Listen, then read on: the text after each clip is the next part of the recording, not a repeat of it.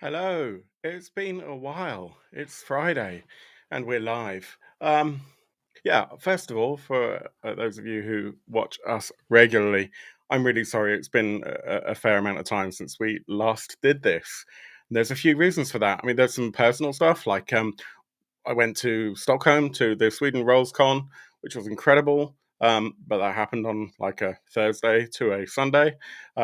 And we had UK Games Expo last weekend, which was also phenomenal. Like record numbers, I believe, 35,000 or possibly more unique visitors. And there's other stuff going on, which, if you want to know more about, come join our Discord down below. After this show, we're going to be having an after party. We're going back to our roots, so we'll be in our kind of video chat channel and just catching up and talking about the things that aren't on the stream. And I'll talk about my thoughts on the Stockholm Convention. Stockholm Convention. There we go. And UK Games Expo. What I will say is, Orbtoberfest is coming. We're doing a mini role-playing convention right here in Nottingham, UK. If you want to be a part of that, then again on Discord, that's where all the information is. And I'm expecting it's going to be small. It's a family kind of feel, 25 people, maybe tops. And we're just going to be a bunch of friends rolling dice and having fun. But before then, let's talk about two amazing games that are currently crowdfunding on Kickstarter. Yeah, they're just so cool. And we're going to the sci-fi end of things for a change. We don't do that very often. I couldn't resist. So, pour them if you've got them. We'll talk about which beer I've got to hand here in just a second. And with Divas Dungeons, the Voting Forest, and the Coolest Cat, my name is Phil. And I wish you a warm welcome to the Dark Orb and kickstart your weekend.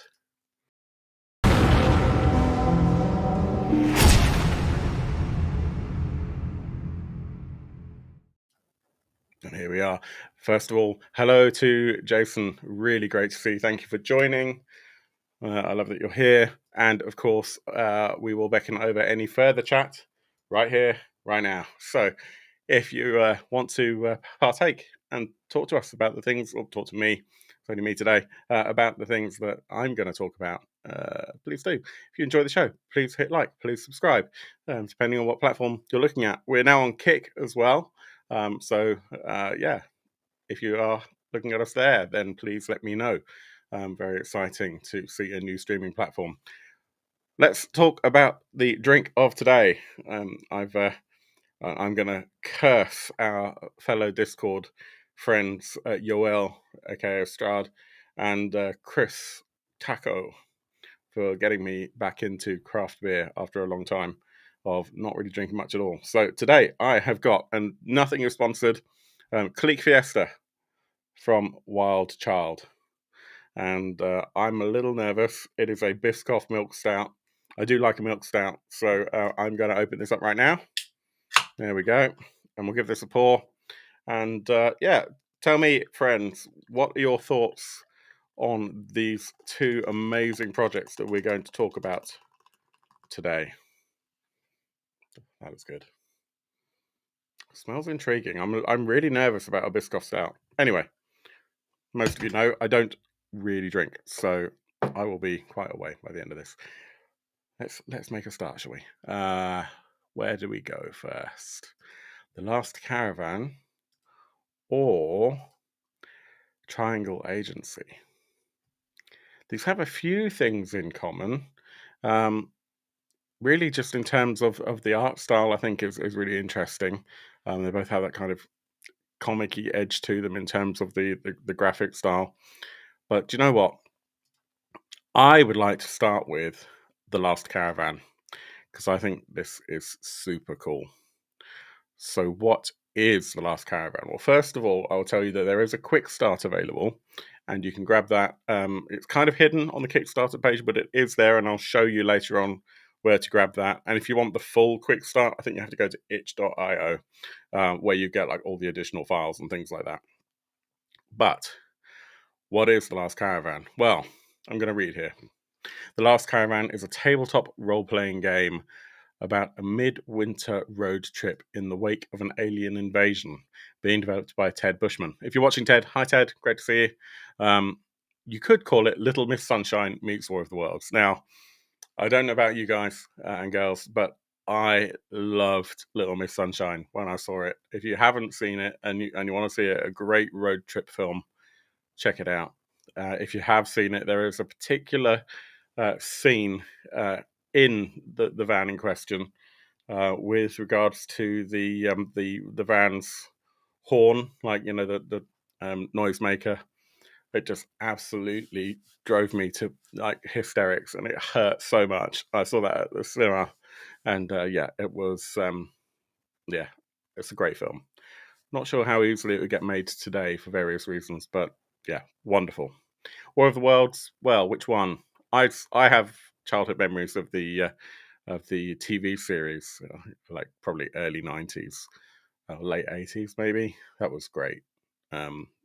In retrospect, in hindsight, probably not as great as I remember it. But hey, in this cozy, melancholy post-apocalypse, the aliens came less than a year ago. The war lasted for 2 months, but nobody won. Now, with an alien army rising from the ashes of war, you will have to make a dangerous journey across a shattered North America in search of a new home. You're normal people finding heroism in extraordinary circumstances, and you will explore transformed landscapes, search abandoned towns, discover otherworldly technology, negotiate with newly formed factions, outrun alien pursuers, and all you've got is a car, your fellow travelers, and the road. This is on Kickstarter right now, and basically, it's a post-apocalypse kind of pre-war road trip game where you and a group of like-minded individuals, they could be your family, they could be, you could all be like ex soldiers that have come out from that war that ended. There are a few different options in the core rules, and you have complex relationships with each other, which are somewhat pre-established.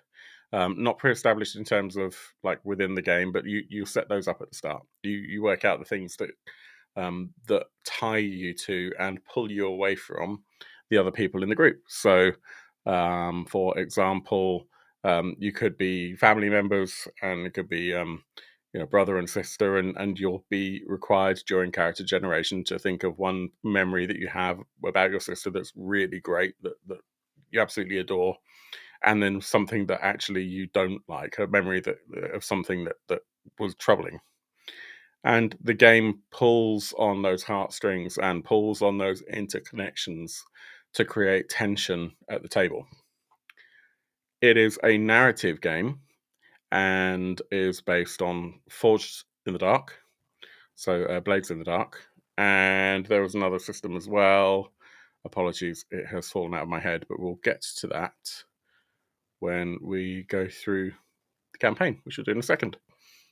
What do you think? Does that general concept appeal to you? The idea that there are aliens here. Let me read a bit more. Getting started. The road. The 2 months war, the massive war that happened when the aliens arrived, ended a while ago. As far as you could tell, everybody lost. The government was destroyed, the radio stations went silent, and the aliens' ship was nuked into pieces. You and your family have been hidden away in rural Maine. Now, I've been to Maine. Rural Maine is very rural. Waiting it out. Things were quiet, but now they're not. You can hear the rumbling, whale-like songs of alien technology waking up. I can just imagine that. That's such a beautiful, I want to say aesthetic, but that's probably not quite the right word. You can just kind of think a little bit like the ooh-la that you have in the War of the Worlds, or it's great. You can hear the rumbling, whale-like songs of alien technology waking up. Nearby towns are disappearing, and you need to head west. People say there's a city on the west coast that survived, the Republic of St. Francis. This is from the Quick Start, by the way. So yeah, check it out. The quick start basically gives you some information and the ability through the book to get through Fog Coast, Penn's Woods, and Winter Lake, which are regions that should take you a couple of sessions per region. Depends on how much storytelling you do at the table. I got to say, whenever we role play, take that time box that you have. We can normally like triple it because I'm very blessed that a lot of us, certainly in the Dark Orb, when we get together and play a role-playing game, we kind of want to explore the story and the people at the tables, characters, and it's kind of irritating when you're trying to get an actual play done quickly, but it's so much fun. For your journey, one player will take the role of the Atlas, this game's version of the Games Master, and the other players will take the role of the Travelers. And it is class-based, so a bit like Blades in the Dark, or even Powered by the Apocalypse, and you get playbooks, effectively. There are 5 in the quick start, and then 3 further travelers in the core rulebook. So they're your classes. Things like a wrench, who's a tinkerer and a repair person, a lookout, who's a hunter and a scout, a talker, who's a charismatic negotiator and liaison, the bruiser, who obviously is a tough fighter and a protector, and Bandage, who's the doctor and friend. Check it out. Check the quick start out. I think we've probably read enough of that now. But let's go and have a look at the actual campaign. Jason, yeah, you're totally right. Forged in the Dark is a great backbone for any game. I love narrative role-playing games, so that makes it much easier for me.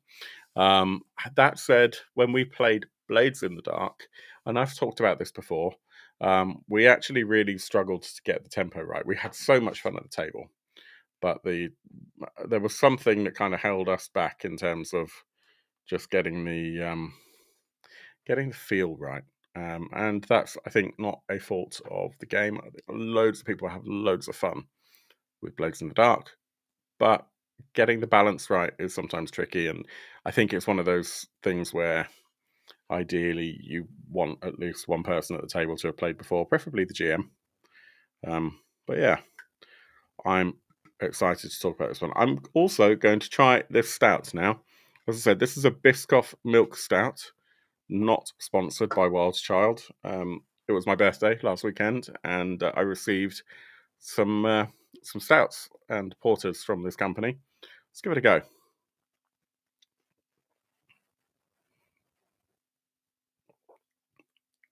Tastes like a stout. I can't taste the Biscoff. Not unpleasant though. Right. Let's have a look at the game. I'm just going to share my screen. Bear with me, friends. The Last Caravan. And here is the campaign. So we're not at the top. That would have been clever of me to do, but hey, here we go. An RPG about a midwinter road trip in the wake of an alien invasion. We said that. So let's have a look.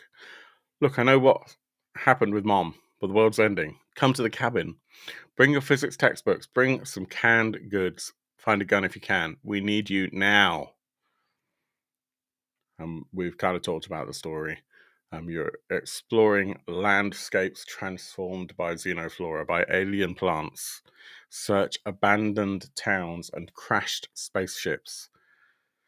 Discover the otherworldly technology called harmonics. Negotiate with newly formed factions, both human and alien. Outrun hostile pursuers and fight for the future of your world.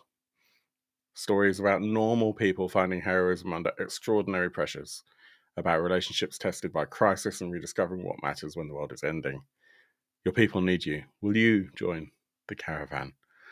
And I've got to say, I really like the writing style here. It's so accessible and relatable.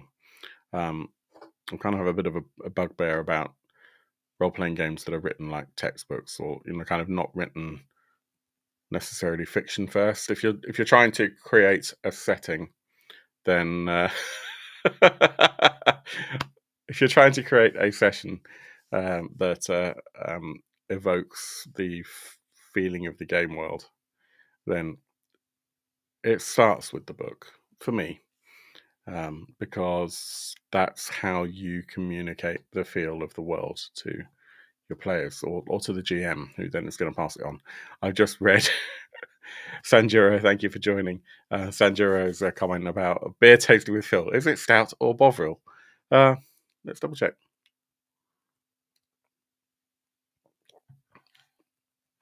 It's kind of Bovril-y. It's not my favourite stout that I've had in the last couple of months, but hey, had worse in the last couple of weeks. What do you think? What do you think of this amazing sounding story so far? Fans of post-apoc and survival games will find a robust, rules-light experience. A tense 6 to 10 session campaign. I love that. I love that it's kind of set up as a campaign. I know Ted has play tested this. In fact, if you watch the video, I'm not going to play it. It's quite long. But if you watch the video up at the top, he talks about how the story came to be. It's kind of a post-COVID thing. And we do all have this common shared... I'm just going to turn this off for a second. We do have this common shared experience as a result of that. You know, the sense of abandonment, of loss, wondering if the world will ever be the same again, venturing out from kind of almost like a stockade for the first time after such isolation and not being sure how the world is going to treat you. So yeah, we can all relate to this story, curiously enough, even if we haven't all been in wars with aliens themselves. I think it's really smart. Fiction-first role players will find a story, world, and system that delivers deep interpersonal connections with relationship-focused character creation, yes, roleplay-driven central mechanic, yes, and powerful lore that will resonate and matter to characters. There's a few things on here. There's a bit of a... it's definitely worth checking out Ghostlight RPGs and Final Blueprints. Fine Blueprints, my apologies. I've got an interview as well with Ray. Here we go. So it's based on or draws from Forged in the Dark, and also melds it with aspects of No Dice, No Masters. Now, I don't know No Dice, No Masters. If any of you in the comments do, please, drop a line and tell me, what your thoughts are on that system. But yeah, basically, in Forged in the Dark, you roll a bunch of, well, certainly in this system, I think Forged in the Dark as well, you roll d6s, you gather a dice pool. You get this in things like Rooted and Trophy as well. You create a dice pool and then you roll your dice, and you want to have high numbers, basically. If you roll a 6, then great, you've done really well. And then if you roll lower than a 6 but higher than a 3, it's like a partial success. So in various systems, you might call that a success with complications, for example.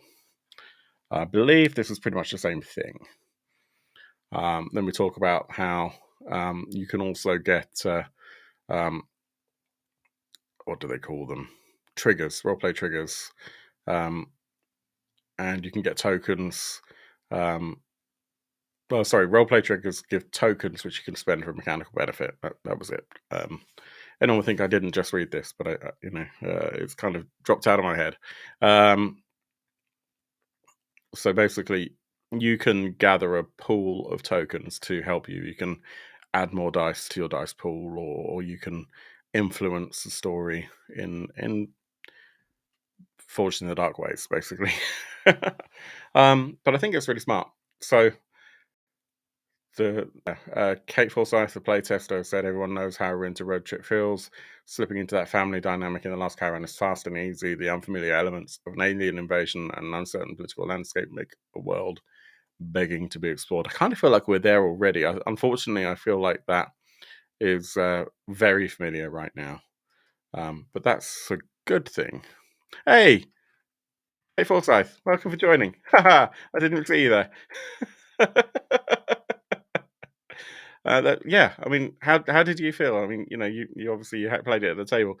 What did it really feel unfamiliar, or was there a sense of kind of familiarity and I guess uncomfortable familiarity is probably the best way that I can imagine it. Um, yeah, heroism points. Thank you. That was the mechanic I was thinking of for like the tokens that you could basically gain and then spend, almost like fleeting luck in DCC or that. Um, yeah, I'm not going to talk about the D&D mechanic because I'm not a fan. Yes, mix of familiar and unfamiliar. Much appreciated. Thank you. Yeah, I really like this. A Shattered Continent. With Last Caravan, uh, Ted has penned a stunning vision of a North American crisis that can only be turned to harmony if we learn to see each other clearly. Aliens came less than a year ago. War was quick and brutal. Seems like nobody won. And the artwork, there aren't many pieces of artwork in the Kickstarter campaign. I'm sure there might be more in the actual the finished product. Kind of reminds me of Simon Stollenhag, which is the artist and author of Tales from the Loop, Things from the Flood. That kind of palette, and that kind of ethereal nature, and that's a great thing as far as I'm concerned. Yeah, radio signals still catch flickers of conversation have spoken of a bastion of humanity, Republic of St. Francis in the West Coast. Then you've got the this here. I'm not going to click on it because it won't take me where I want it to go. But you can get an idea. Let me see if I can zoom in. I might be able to zoom in without it breaking everything. I've gone the wrong way. I have gone the wrong way. This is not quite behaving. There we go. So you can see here what the character sheets look like. And they are like Forged in the Dark or Powered by the Apocalypse kind of style. More forged, I would say. And you have similar mechanics, like you've got the clock mechanic for counting down when events are going to happen and things as well. I think it's really nice. Genuinely do. Stretch goals. So the stretch goals are pretty cool. Different traveler types. Innocent and the Good Boy. That's unlocked. Then you have the harmonics. This is interesting, and I really like this. I'm just going to turn this share off for a second. I love when a publisher decides to invest more in creating the setting, and there are various ways of doing that. For creating the feel, contributing to the feel at the table.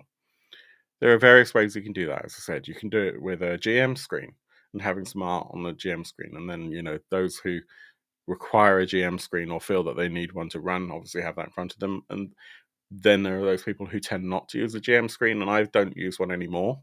But when you've got a really good piece of art that sets tone, sometimes that's great to have there. But of course, there's complications and expense, and for a first Kickstarter like this, you kind of want to keep the physical products low so that you know that you can deliver it without any hassle or hindrances and without affecting the shipping cost too much and all those kind of variables, which are a challenge. But there is an alternative, and we've seen it a lot. Freer Ligan have been doing this a lot lately, and that's music. And basically, the next stretch goal, the harmonics stretch goal, which is not yet unlocked, I don't believe, is well, I'm just going to read this. This one is my favorite. We're working on an album of music written for the game by me and some of my favorite composer friends. I wrote an album called Leviathan in the Harbour for Blades in the Dark, and I've loved how deeply it has been able to ingrain itself into folks' play experiences. The Americana apocalypse of the Last Caravan practically demands a certain soundscape, and we're hoping to provide exactly that with the album. Everything you're hearing here on this video is part of that project. And if you go and watch the video, and I do stress you should watch the video because it's really kind of well presented and articulate. You'll hear music in the background, and it's great. Then the next stretch goal is Visitors from Another World, a beautiful map of North America reflecting the changes of 2 months' war, and more aliens in the general artwork. And then the $15,000, I'll reshare. $15,000 we are at. Write and record brief diegetic radio broadcasts for each region, giving you a sense of the unique goings on. And again, it's a campaign. I mean, I love it when there's actually a campaign, not just a source book. I'm really excited. I say that a lot because I only talk about projects that I really like. I really like this one. And then the Known Universe. If we pass all the stretch goals, we'll continue to improve the book. Gorgeous art, both licensed and commissioned. The only thing that I would really love to see, and I can understand and fully empathize with why it's not listed at this stage, is I really do wish that a hardcover was an option. Soft covers are great, and I think it's great to have that as your kind of initial thing. Personally, I really love hardcovers, and the reason why I like hardcovers more than soft covers is because I find them easier to deal with on the shelf. So if you've got a bunch of zines and they're all a similar sort of thickness, then having a hardcover makes it stand out. I mean, things like the Troika books, for example, you can easily find which one you're looking for. And, also it just adds that sort of weight and it's nothing like throwing a hardcover down on the table and saying, right, we're going to start. Let me catch up with the comments. Thank you so much, everyone who's live, for chatting away. Kate, somewhat biased, says, "Love the art so far. First stretch goal is almost unlocked." Yeah, let's jump back up to the top and have a look. So we are at $7,300 right now, and the first stretch goal is at, he says, scrolling all the way back down again because some idiot decided to zoom in, $7,500. So hopefully we'll get a few more people backing as a result of this video. I love spending your money, but I don't spend your money unless I'm kind of on the verge of spending it myself, and that might have happened. It's beautiful. I really like this. So we're nearly at that first stretch goal. I would like to see this get through all of these things, and I think it's possible. We just need to get that word out. I'm just scrolling through to see if there's anything else that I need to show you on the screen. I mean, there's a little bit of information about Ted Bushman, the writer and designer. He's an artist, writer and composer. Actor, writer and composer. Well, that's artistic as well, so I don't know why I corrected myself. From Western Pennsylvania. Science fantasy has been published in short stories, I believe. Graham Ward, a developmental editor and a GM for hire, as well as an actor and a game designer. Plays in a variety of role-playing game live streams on Ghostlight. Well, we saw a thing about Ghostlight earlier on. It's worth checking out. He's designed adventures for the D&D Adventurers League. I mean, you can't win everything, and some people like D&D. I'm never gonna be kind to 5e and D&D, I'm afraid. And D'Angelo Murillo, Mexican-American creative from Phoenix. TTRPG game design, writing, and fundraising. So a small, focused cast of people who are working on this. What have I missed? Hey, the fill level. This is my heartbreak, right? I absolutely adore the look of this product. I really do. And we are unfortunately stuck with the reality that those of us in the Dark Orb tend to be in Europe and in the UK, more specifically, which, depending on who you talk to, is or is not part of Europe. And we have the old friend, the shipping challenges. I'm just going to zoom back out of here so I can share this again. So, unfortunately, this is what we're faced with. For $1, about £1, because our exchange rate is completely tanked. You get the playtest PDF. That's the playtest, not the full product. For $20, £16, you get the PDF of the game when it's done. It's a lot of money. I think it's fair. I've talked about this before. I think charging $5 for the PDF of your full game, unless it's only like 5 pages, kind of sucks. It kind of shows that you don't have the courage to charge the amount that it probably cost you to make the game. those of us who have been in the hobby for long enough know that the majority of the cost of producing a game is not in printing the book and shipping it to people. Shipping costs suck right now, but the majority of the cost is in paying the artists, paying the writers, layout, all that toing and froing. Hell, if you're doing this in Adobe, the cost of the Adobe,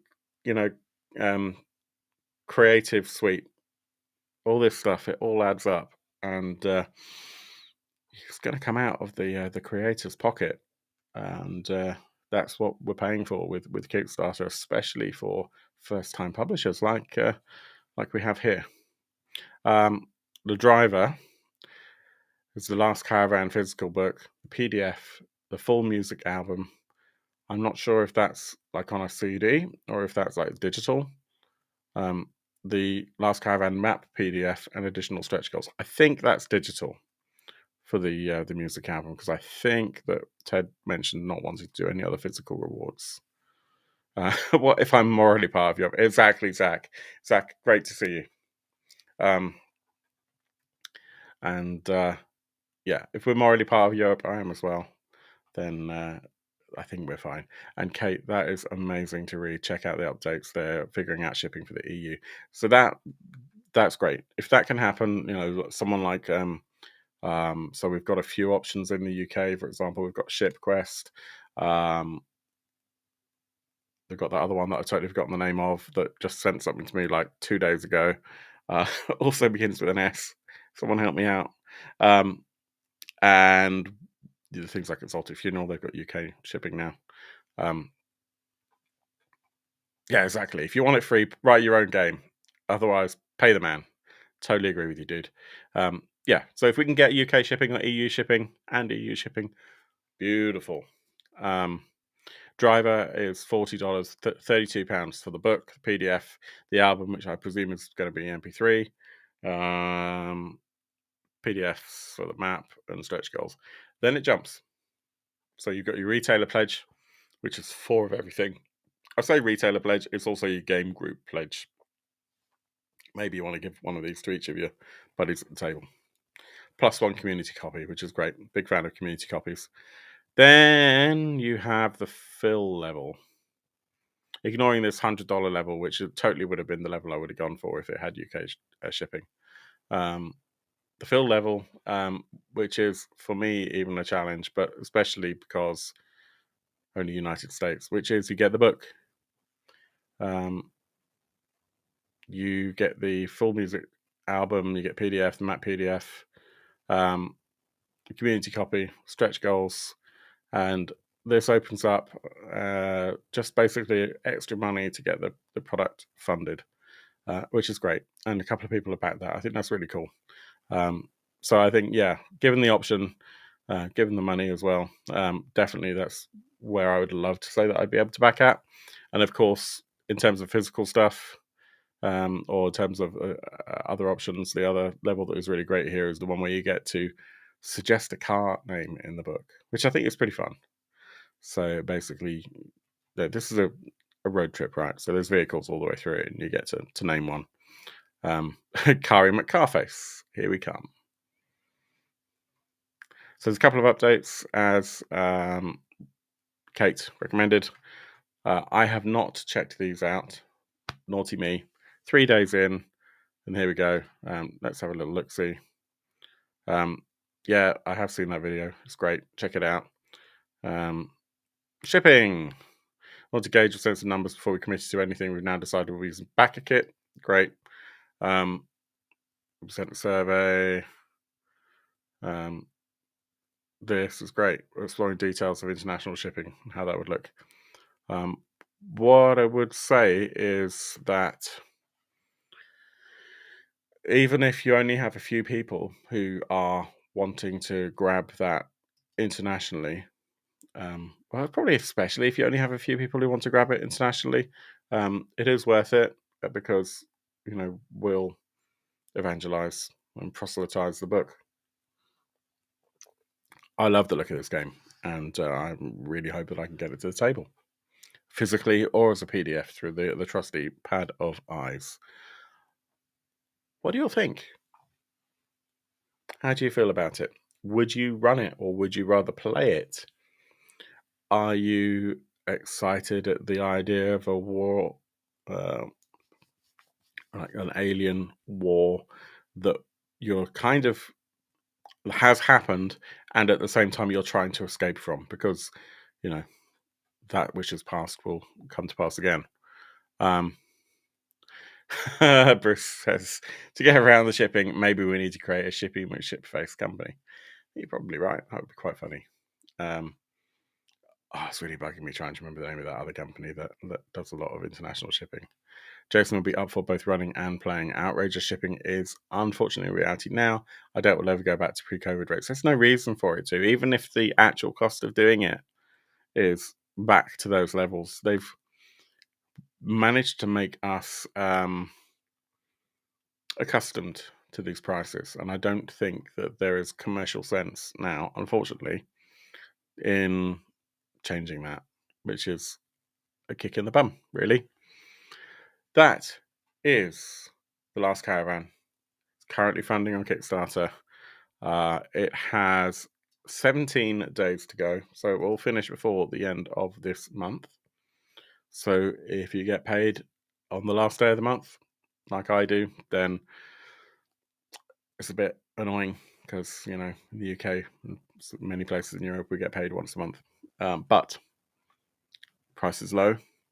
Quality looks amazing.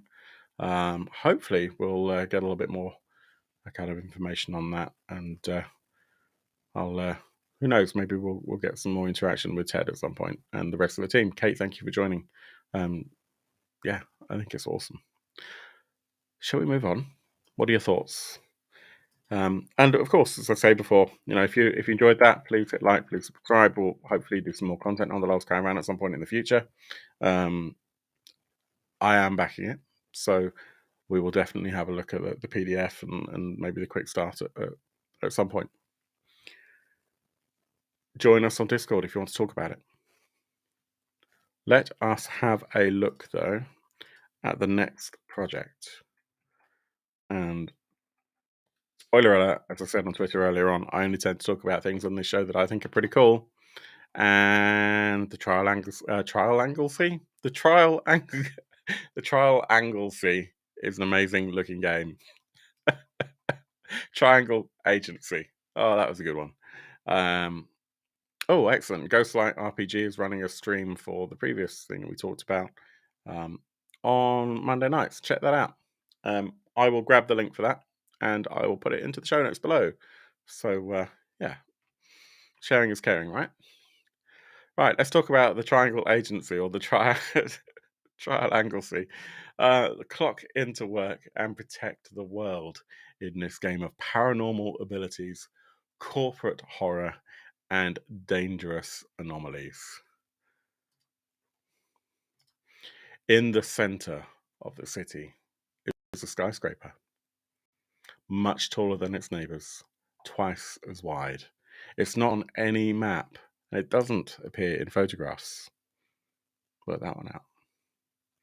To those who can see it, the only sign of identity on the entire building is a red triangle right above the number 333. Hanging in the lobby are the glowing words midway between floor and ceiling, without wire or support. Stabilize yourself. Control yourself. Receptionists smile as ID cards swipe and turnstiles rotate. Elevators ding, markers squeak, and deep below something groans in pain. This is Triangle Agency. Welcome to the first job of the rest of your life. What a way to set it up. Triangle Agency is a tabletop role-playing game in a present-day setting about wielding enormous reality-warping power, navigating bureaucratic red tape, and juggling your everyday responsibilities. So I guess it's just like being at work, apart from the enormous power and, that stuff. Player characters work as Triangle Agency, an informational corporation with influence in every industry. As field agents, you investigate and capture supernatural anomalies that threaten the lives and comfort of normal citizens.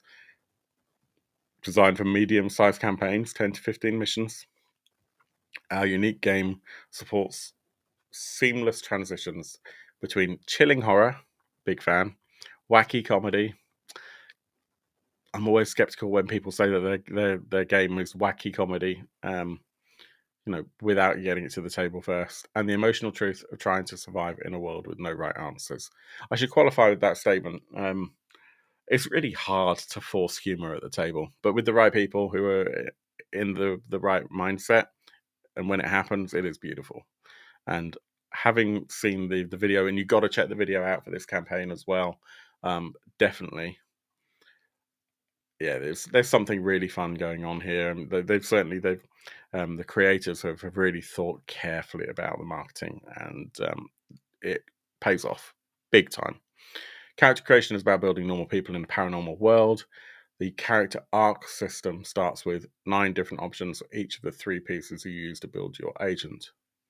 Like Anomaly is the supernatural power that they wield to reshape the world. Reality is the responsibilities, relationships, and other ties that bind them. And competency is the role that the agency has assigned them, which dictates how they are expected to behave whilst on the job. So I think that's kind of interesting. Let me catch up with the comments. Trungle Applegi, yeah, absolutely. Yeah, okay, it does look really interesting, this. Comedy happens immediately with the dice rolls. Yeah, absolutely. Ghostbusters gets a few laughs at the table. If you haven't seen our Agile Player Ghostbusters, we did it just before Christmas for Oktoberfest last year. Check it out. It was fun. We're hoping to do some more. And Sanjuro was our GM for that. It was excellent. So what's really interesting in this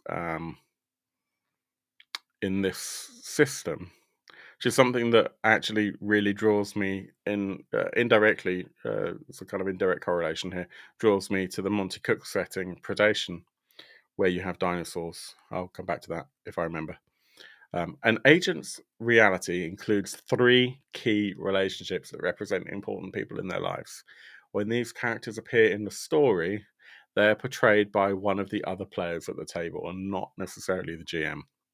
So I think this is pretty cool because the GM's always going to have an idea of where they want the story to go. And of course, as a result of that, they can pick and choose who plays what. I imagine that's how it's defined when you're actually running the game. But you do have wildcards in life. You never know what your and we talked about like your kind of family bonds in the previous game, Last Caravan. But you never know what your pet or your buddy at work or the person that you buy your lunch from every day, what they're going to do, what they're going to say, how they're going to interact with you.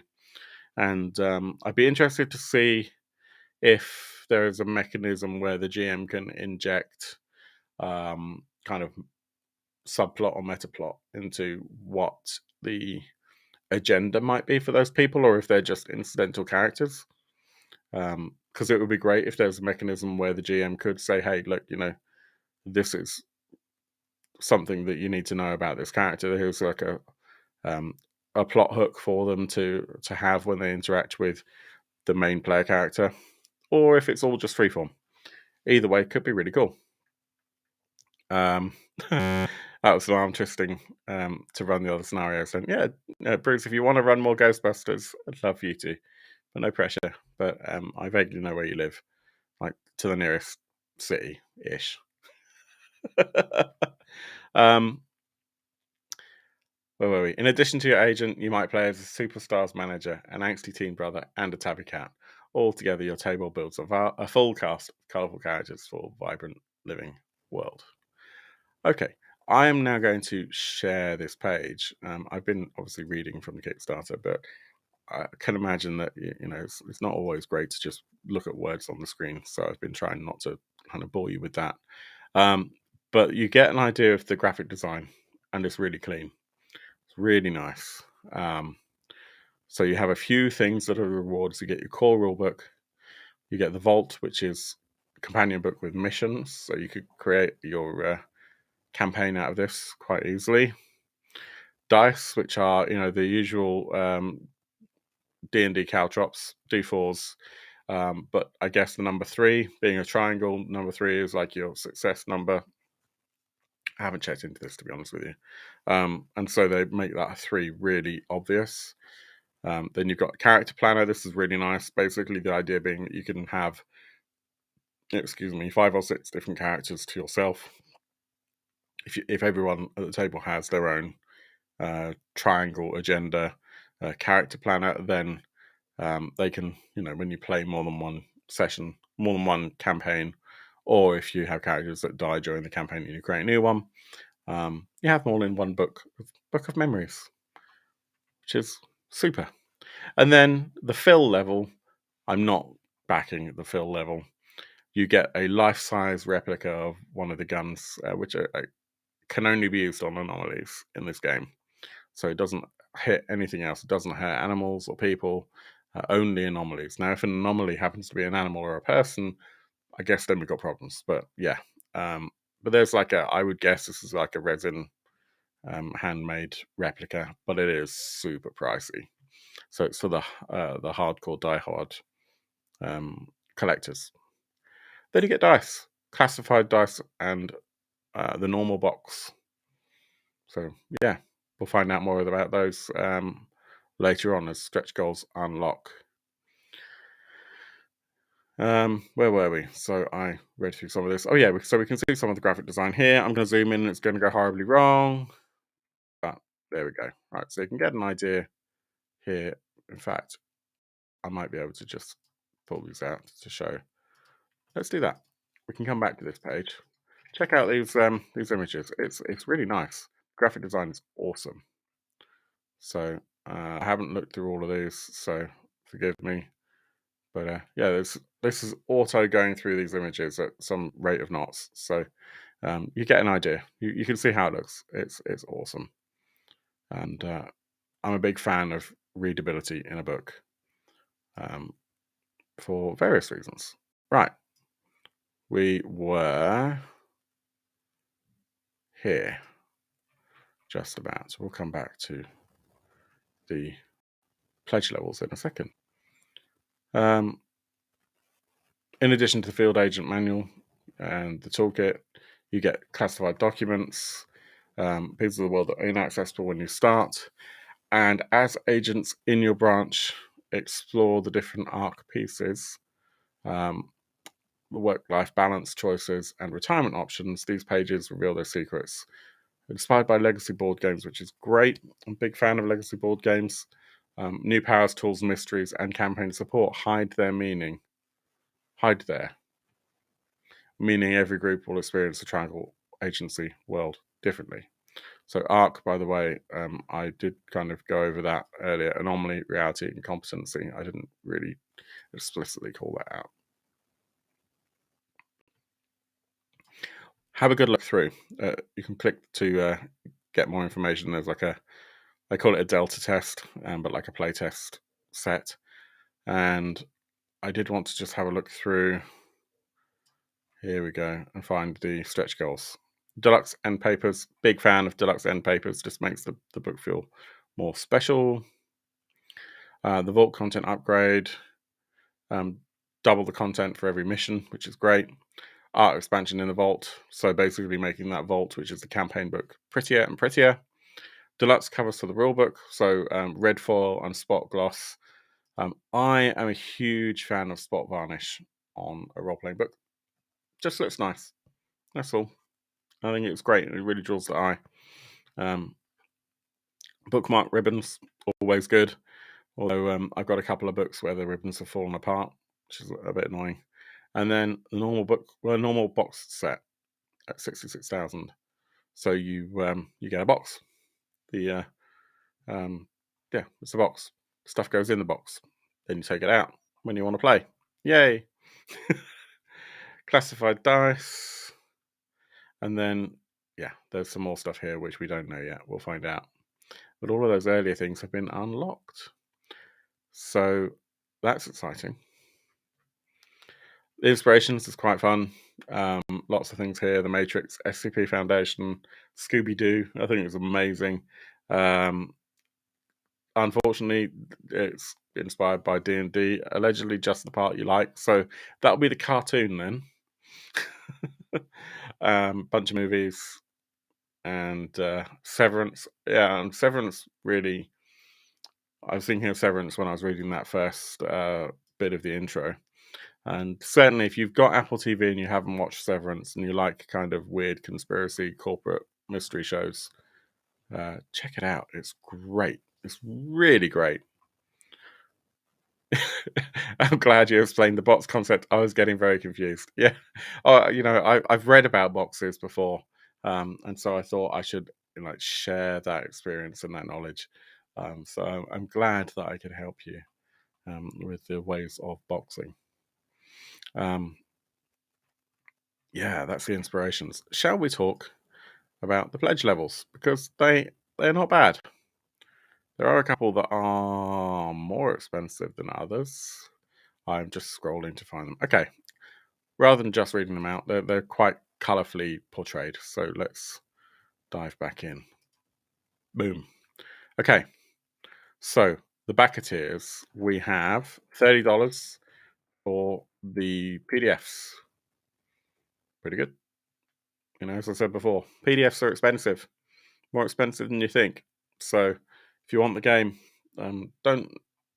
Sure, I mean you can wait for it to appear on Bundle of Holding or Humble Bundle, and you might not wait long, or you might wait ages. But if you really want to make the game happen, and there's any question about whether it will or not, then even if you don't want the physical book because you haven't got space, I know how that feels.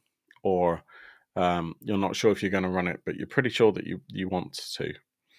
And getting digital, if you can afford it, is a great option, and it really helps to get things done. And it helps to push up those stretch goals as well. Not all stretch goals are physical, so yeah, it helps. It helps get artists paid as well.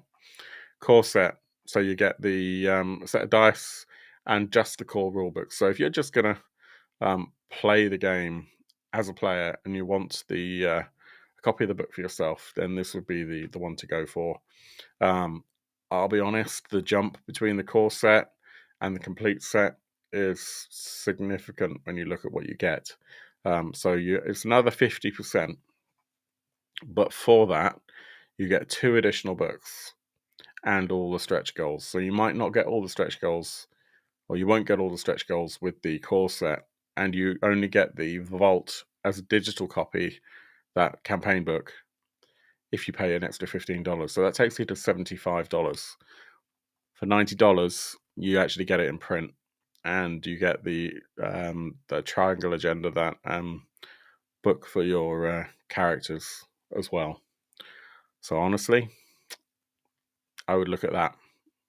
That would be my personal pick out of the achievable and not massively expensive versions of the campaign. Achieve Transcendence? Achieve Transcendence, yes. I'd think about that for a second. So you get the complete set, you get your name in the book, and you get a prior run by the lead designer, professional GM Caleb Zane Hewitt. Now, that would be super appealing, to be honest with you. If you love gaming online and you want someone to run the game for you, and you know that you want to play this game, it's probably the best way.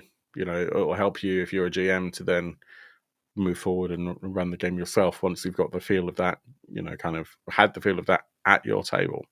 Who better to run it than the creator or the lead designer? So it's certainly an option. It's expensive, but that doesn't mean it's overpriced.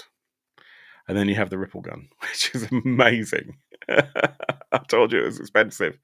So it's a life-size Ripple Gun designed by Ryan Kingdom, modelled by Michael Schillingberg, and adapted for your reality by Cute Monster Props. This is going to be hours and hours of work. And I don't know how many hours. It might be in the comments. I don't know. But there's only 3 of them. Might be a couple more if you include the people who have commissioned it. You're going to have your test pieces, for example. But this is super rare, and this game is as successful as I hope it will be, then yeah, it will certainly be a collectible. However, word of caution, it might not be the sort of thing that appreciates in value, because you never know with collectibles. So buy it because you want it for yourself. Always say that if you're buying collectibles, unless you are a dealer and you really know the hobby,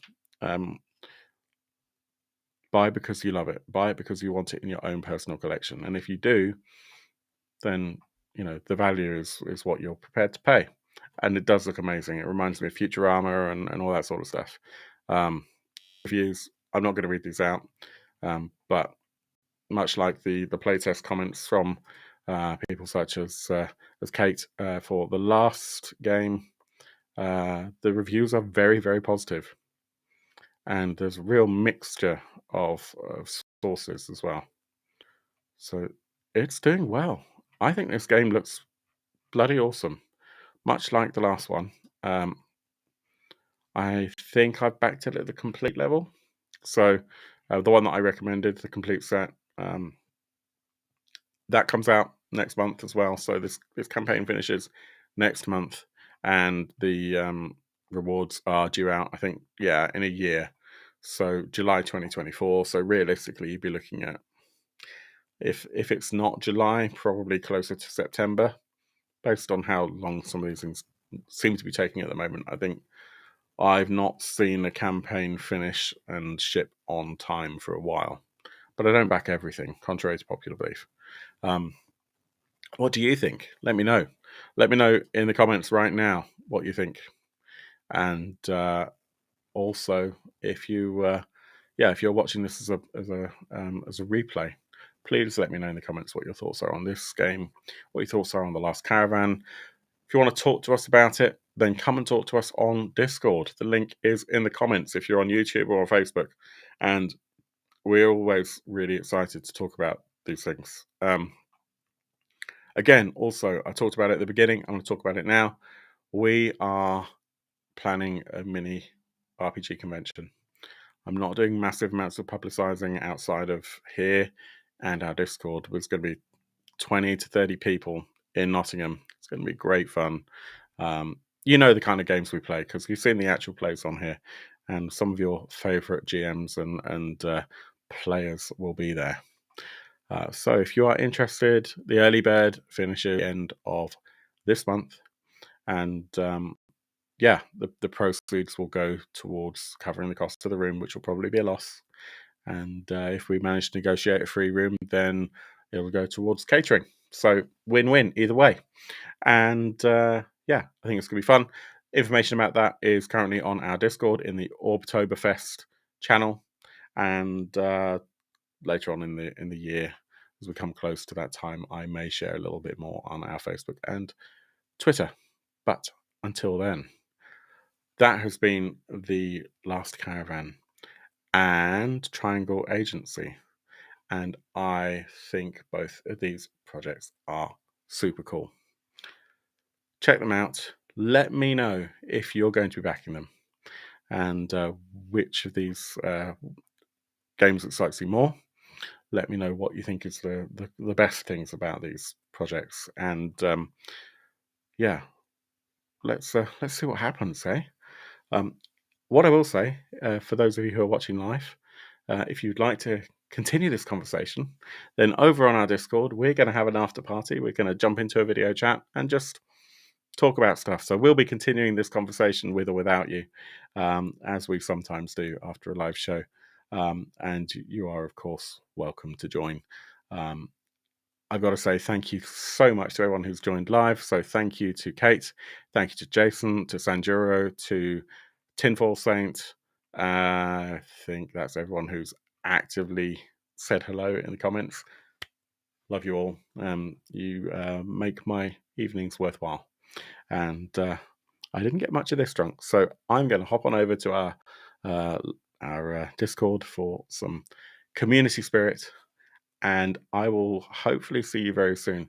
We are probably not going to have a Kickstarter your weekend next week, but if all goes to plan, we're starting our Fallout RPG actual play next Wednesday. So that'll be on Twitch, and then we'll cut out all the comfort breaks and that sort of stuff and bring that over to YouTube a couple of weeks later, probably. So thank you very much for joining. Hope to see you all again. And until we meet again, as always, I've just got to say that I really hope that your dice rolls are better than mine. Peace out.